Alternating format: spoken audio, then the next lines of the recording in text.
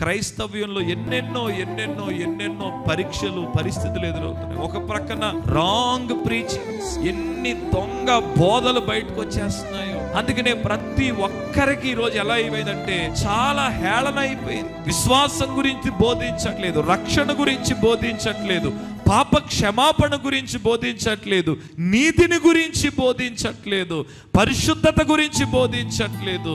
కేవలం అక్కడ ప్రజలు ఎక్కువ మంది ఉన్నారు అనుకోండి, అక్కడ ఏది జరిగినా కరెక్ట్ అనుకుంటున్నారు. ప్రజలు ఎక్కువ ఉంటే అక్కడ నిలబడిన వ్యక్తి ఏది చెప్పినా అది సత్యం అనుకుంటున్నారు. ఎన్ని వ్యతిరేకతలు ఎదురవుతాయి. మన కాకినాడలో చిన్న పిల్లలు ఇలా స్వార్థ పత్రికలు పట్టుకొని నిలబడ్డారు రోడ్డు మీద. ఇష్టం వచ్చినట్టు వాళ్ళ మీద దౌర్జన్యం చేసి, మొన్న మధ్య నేను వీడియో ఒకటి పెట్టాను, మీరు చూసారో లేదో సోషల్ మీడియాలో. నేను క్రైస్తవ్యంలో ఉన్నవాడు నన్ను విమర్శించినా నేను ఓపిక పడతాను కానండి, మతోన్మాదులు ఎవరైనా సరే నా హృదయాన్ని గాయపరిచే స్థాయిలో ప్రవర్తిస్తే చాలా కోప్పడిపోతాను. మొన్న రీసెంట్ గా మీరు చూసారు, తెలంగాణలో ఇద్దరు దైవ సేవకుల్ని ఇష్టం వచ్చినట్టు కొట్టేశారు. ఇలా రోజుకొకటి జరుగుతుంది. ఏం చేస్తున్నారు తెలుసా అండి? ఎవరి కోటాళ్ళు కట్టుకుంటున్నారు.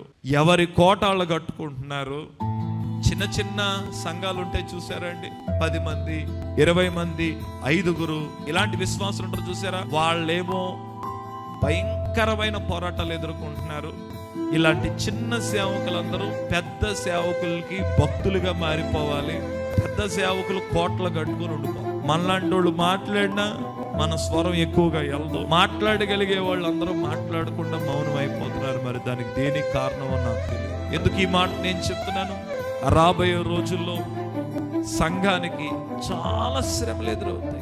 ఎన్నెన్నో శ్రమలు మనం ఎదుర్కోవాల్సిన అవసరం. అందుకే పేతురు ముందుగానే చెప్పేశాడు, సువర్ణము అగ్నిలో వేయబడినప్పుడు అది ఎంతో కాల్చబడుతుంది, కానీ అగ్నిలో ఉన్నంతసేపు ఆ సువర్ణం ఏమవుతుందంటే శుద్ధి చేయబడుతుంది అంటాడు.